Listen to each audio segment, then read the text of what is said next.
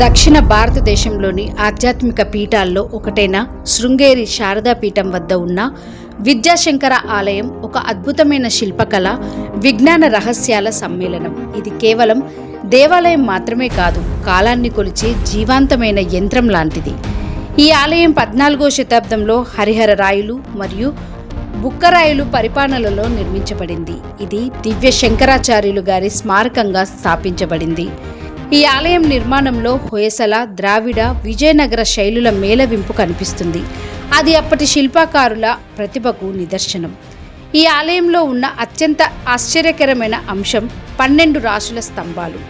ప్రతి నెలలో సూర్యుడు ఒక రాశిలోకి ప్రవేశించినప్పుడు ఆ రాశికి సంబంధించిన స్తంభంపై సూర్యకిరణాలు నేరుగా పడతాయి. ఉదాహరణకు, మేషరాశి కాలంలో మేష స్తంభంపై కిరణాలు, వృషభ రాశి కాలంలో వృషభ స్తంభంపై కిరణాలు పడతాయి. ఇది ఒక సహజ సన్ డయల్లా పనిచేస్తుంది.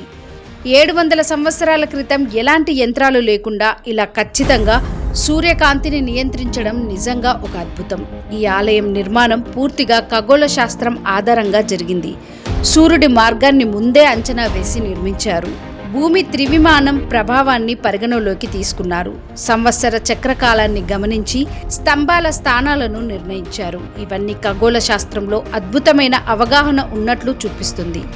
ఈ ఆలయం బయట మరియు లోపల ఉన్న శిల్పాలు అసాధారణంగా ఉన్నాయి.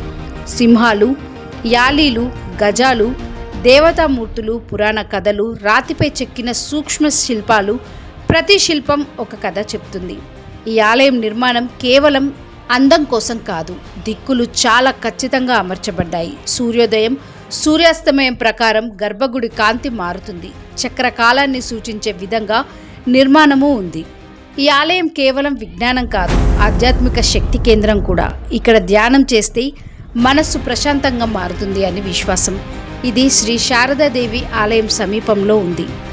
700 సంవత్సరాల క్రితం మిషన్ లేకుండా నిర్మించిన ఈ ఆలయం ఈ రోజుకి కాలాన్ని చెబుతుంది. ఇది కేవలం దేవాలయం కాదు, మన పూర్వీకుల విజ్ఞానం, శక్తి, అద్భుతానికి నిదర్శనం. లేటెస్ట్ న్యూస్ అప్డేట్స్ కోసం డిస్క్రిప్షన్లో ఉన్న న్యూస్ ఆన్ ఫేస్ వాట్సాప్ ఛానల్ని ఫాలో అవ్వండి.